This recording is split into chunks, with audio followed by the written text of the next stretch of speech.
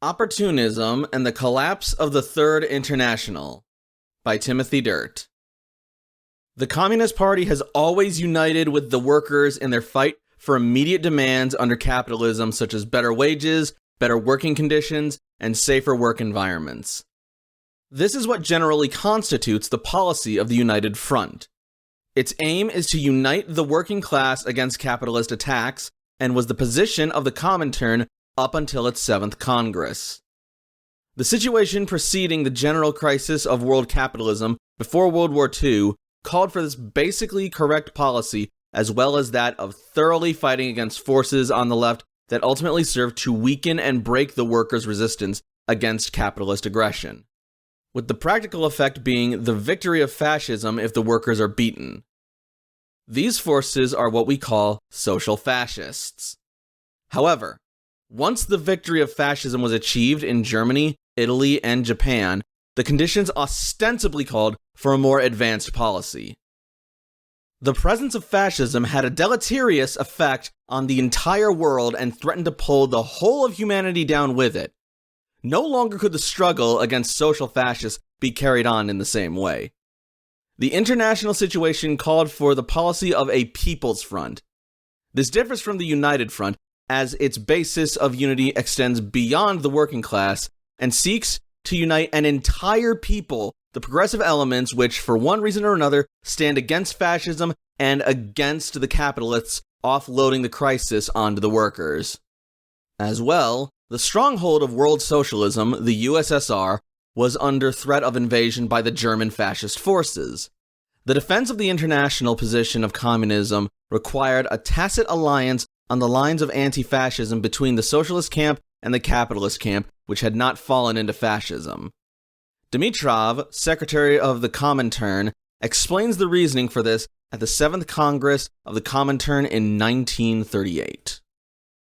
We the communists employ methods of struggle which differ from those of other parties, but, while using our own methods in combating fascism, we communists will also support the methods of struggle used by other parties, however inadequate they may seem, if these methods are really directed against fascism.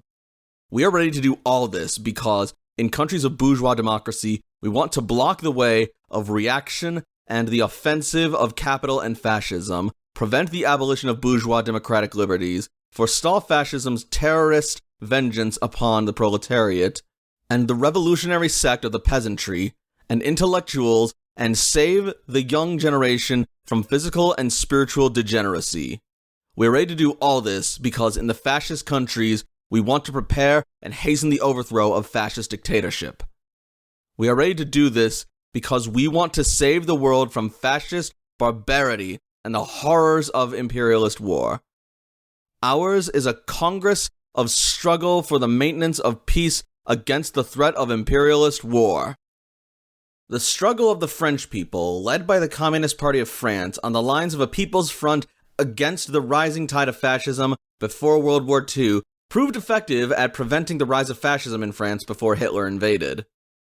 The resolve of the French people to resist fascism was a boon to the world anti-fascist movement. Even though, with the defeat of France during World War II, their people carried on the anti-fascist fight, which was best represented by the heroic resolve of the French partisans. The Communist Party USA seeked the same success as the tendrils of fascism crept over our own country in the wake of the Great Depression. The threat of fascism in the US was real and presented a revolutionary situation, as Stalin outlined at the ECCI in 1929. Twice, US finance capital sought to overthrow the bourgeois republic, first with the American Liberty League, and a few years later with the American First Committee. As Dimitrov and Stalin outlined at the 7th Congress, the fascists rummage through history and uphold or revise it in order to validate and achieve support for their anti-democratic and anti-people aims.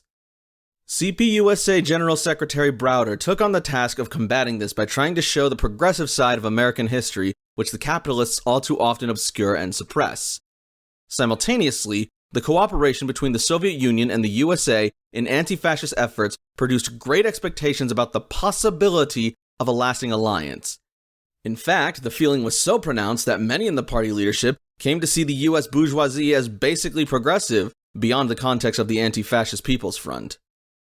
During the war, the party even went as far as to restrict its agitation among the workers in order to further alliances with center-left forces. This meant seizing criticism against social democrats and the like, as well as ending political education among the workers to further relations with bourgeois organizations, or even calling attention to the anti-worker policies of the big capitalists. In order to achieve the unity required for the People's Front, the concept of national unity was needed. This concept was essentially an all-class alliance against fascism. As Browder explained in Victory and After, it had the goal of uniting the entire nation, including the biggest capitalists, for a complete and all-out drive for victory. The defeat of fascism, as argued by Dimitrov and Stalin, necessitated the party to uphold the progressive elements of our national history, to open the scope of our agitation to appeal to all elements of society and lead the American people against fascism. This meant that the party would appeal to cultivated bourgeois sentiments among the people in regards to the Founding Fathers and the First American Revolution. This was showcased by Jeffersonian democracy being enshrined in the CPUSA Constitution and argued to be the American path towards communism. By 1940, however, the CPUSA had left the Comintern in order to further its national unity policy. This is due to the capitalist allies accusing the Comintern of fomenting the Bolshevization of the US and others. For the party's policy to succeed, it required it to make every effort to prove its commitment to the American people and their national interests. It was feared that not having left the Comintern would have hurt the campaign of national unity. In fact, Browder later argued in 1944 after the Tehran Conference that it was essential for the Communist Party to not push the progressive elements of US capital towards reaction. Because of the policy of national unity and bringing into the fold both the workers and big capitalists against fascism, it was said to have required on the part of the big capitalists a progressive interest to do so. Browder suggested in his 1944 work, Tehran, Our Path in War and Peace, that this national unity was possible owing in part to the immaturity of U.S. capitalism and the classes therein not fully understanding their own class interests or positions. His ultimate point being that U.S. capitalism constituted a peculiarity of world capitalism, i.e., not bound to the same laws of capitalist political economy which was true of all other capitalist countries. This progressive interest was in the petty bourgeois concern for free enterprise. On this line of appealing to U.S. capital's concern for free enterprise rested the Anti-Fascist People's Front, i.e., the alliance of the CPUSA and the U.S. bourgeoisie to redivide the world market. And this peculiarity of immaturity of U.S. capitalism was said to have stemmed from the same conditions of the U.S. that gave rise to Jeffersonian democracy. This referred to a particular period of the U.S. that saw Jefferson elected on a popular campaign against large landowners and bankers who retarded the development of industry. Jefferson's campaign consisted of both working-class elements and that of the industrial bourgeoisie that was prevented from developing under the conditions of the monopoly landowners, otherwise known as the planter class or land speculators. This unity of American workers and elements of the bourgeoisie in opposition against certain monopoly forms, particularly land and slave owners, formed the basis of the peculiarity of U.S. capitalism, which set it apart from world capitalism. The American values which comprise this unity, such as rights of free speech, assembly, worship, trial by jury, expansion of the franchise, and the like, all aided Jefferson's ability to garner the support of the budding bourgeoisie. As early as 1938, this perspective on Jefferson and U.S. capitalism became the party line. A full and complete application of Jefferson's principles, the consistent application of democratic ideas to the conditions of today, will lead naturally and inevitably to the full program of the Communist Party, to the socialist reorganization of the United States, to the common ownership and operation of our economy for the benefit of all. Though 4 years prior, in 1934, the slogan of communism is 20th century Americanism had already been popularized by the party leadership. And here, the concept of Americanism refers to the democratic ideals of Jeffersonian democracy, a wholly bourgeois concept. With this foundation of a progressive essence to U.S. capitalism, the context of the unity between the capitalist and the socialist camps against fascism took on a different perspective than initially thought of as that of a tacit strategic alliance. Not only the possibility for a progressive interest among the capitalists became considered by party leadership, but its actuality. And if the U.S. represents a progressive form of capitalism capable of peacefully, inevitably leading to communism, then it should be the work of communists to aid the development of U.S. capitalism. This campaign of unity with the national interests of the U.S. bourgeoisie in its progressive drive against fascism required, too, that in the spirit of proving communist commitment to the U.S., that the party withdraw from the Comintern in 1940. This is because the capitalist allies wasted no effort in accusing all the communist parties and the Comintern itself of acting in a concerted effort to Bolshevize them. It is a long-standing accusation of the party as receiving orders from Moscow. Stalin explained the dissolution to Reuters shortly after its finalization in 1943. The dissolution of the Communist International is proper because A. It exposes the lie of the Hitlerites to the effect that Moscow allegedly intends to intervene in the life of other nations and to Bolshevize them. From now on, an end is put to this lie. B.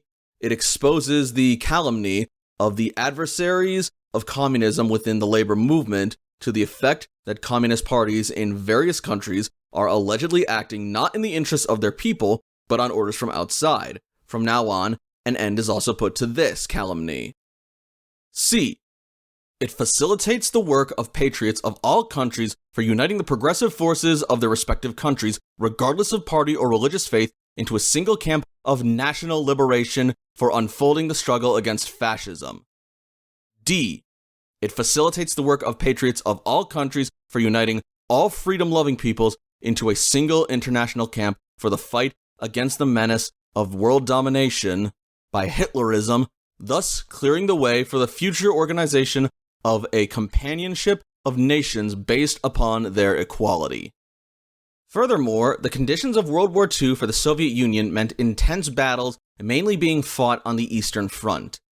These allies refused to attack from the West until after the Comintern was dissolved. In the international context of the alliance between the capitalist and socialist camps, this international camp against fascism led many to believe a new world was on the horizon. The prospect of both camps working together for the benefit of all was a seemingly tangible possibility. Many assurances from both sides were made on the post-war order of the world. In fact, peaceful coexistence was not a new idea. Lenin also considered it not only possible, but a necessity for building socialism while encircled by capitalism. This is because a global revolution at the same time was not possible, so naturally socialism would crop up in one country or another while existing side by side with capitalist states. Peace as a matter of foreign policy is then not negotiable. It's a requirement of survival for the proletarian state until socialism has sufficiently encircled capitalism. Yet, in the conditions of the anti-fascist People's Front, the threat of fascist terror proved to be a far more pressing concern, and rendered the antagonism between the two systems secondary while fascism existed. In 1947, Stalin explained that the difference between them, capitalism and socialism, is not important so far as cooperation is concerned. The systems in Germany and the United States are the same, but war broke out between them. The US and the USSR systems are different, but we didn't wage war against each other, and the USSR does not propose to. If during the war they could cooperate, why can't they today in peace, given the wish to cooperate? Peaceful coexistence as a practical possibility was thus built upon the concessions of the international communist movement to unite both camps against fascism. And owing to the progressive aspirations of the people from both camps toward a post-war world, no sacrifice was too sacred to further the anti-fascist People's Front, up to and including the dissolution of the Communist International. Thus, the International Communist Line was set on the facilitation of national interests to build national unity rather than an international center for proletarian revolution. However, the Communist Party of Greece, KKE, thoroughly repudiates the long-believed purpose of the dissolution of the Comintern. The characterization of the war by the Comintern to be initially that of an imperialist war to redivide the world market was abruptly changed to being anti-fascist once Germany invaded the USSR. The KKE argues that the real character of the war as being an imperialist war was inescapable and unavoidably part and parcel of the underlying conditions of the war, but underestimated in the line of the anti-fascist People's Front.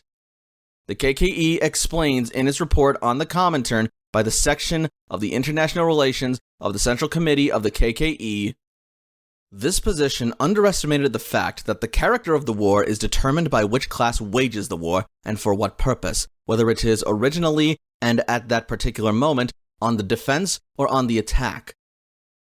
The struggle against fascism and the liberation from foreign occupation for democratic rights and freedoms was detached from the struggle against capital.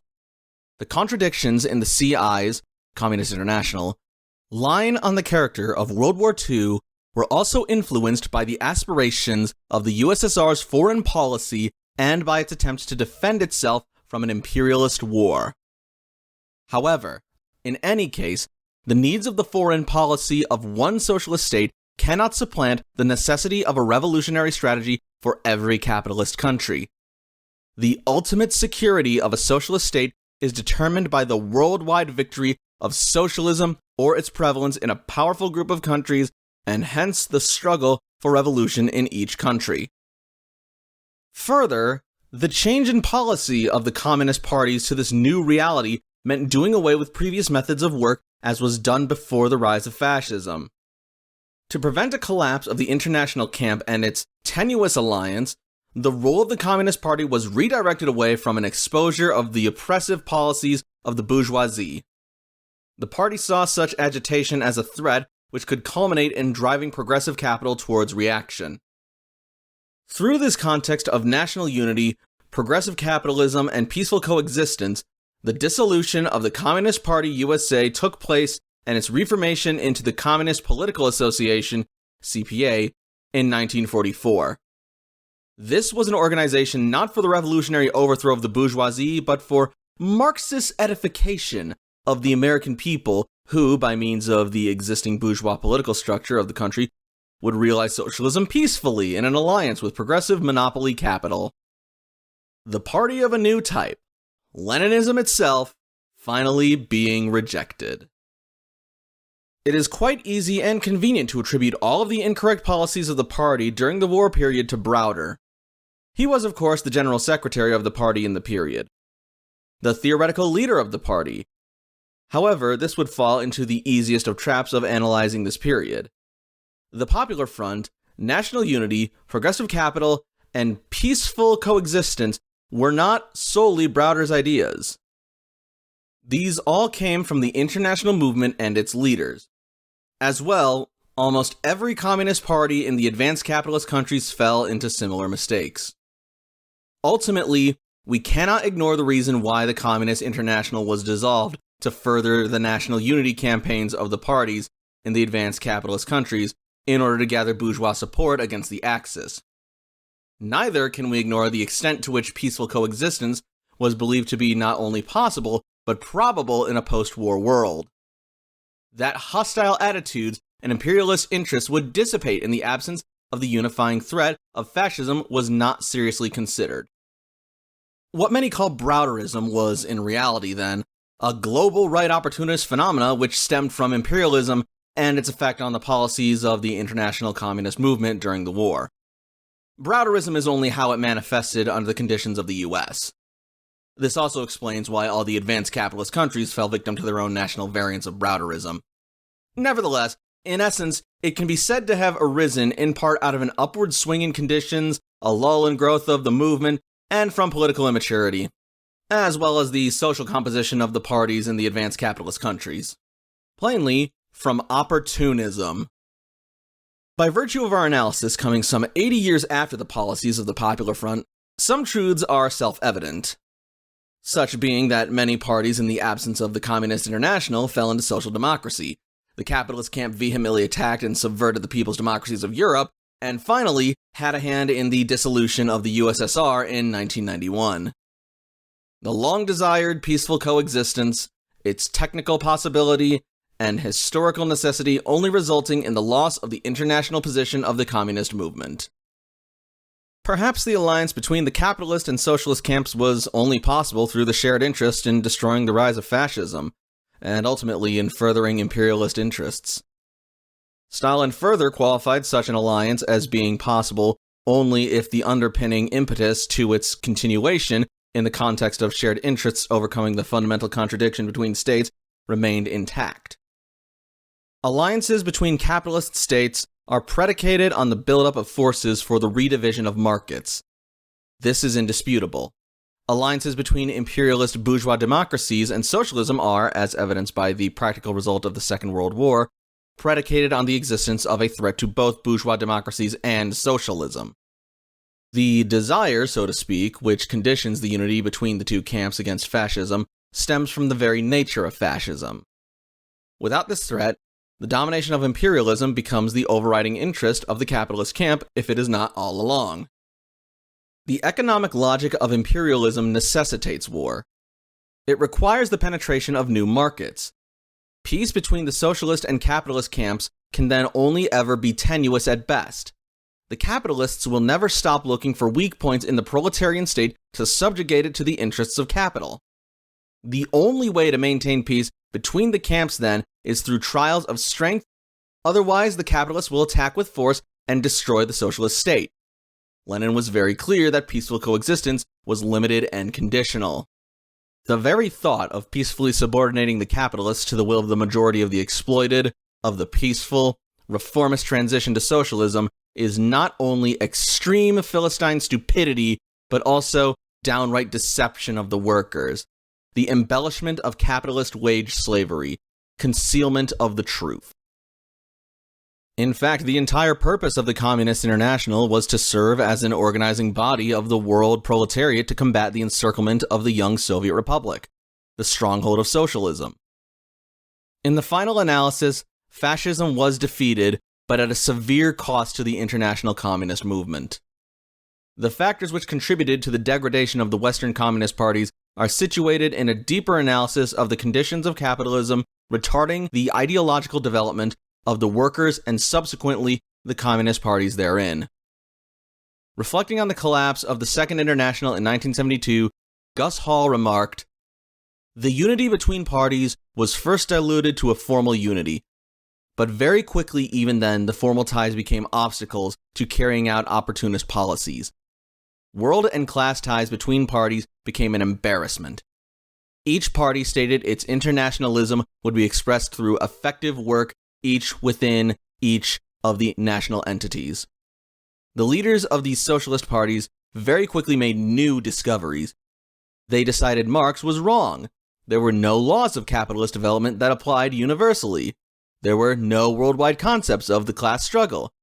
In each country they discovered fundamental national peculiarities that overshadowed international similarities. The working class interests were watered down to where they did not appear in contradiction with the interests of the ruling class.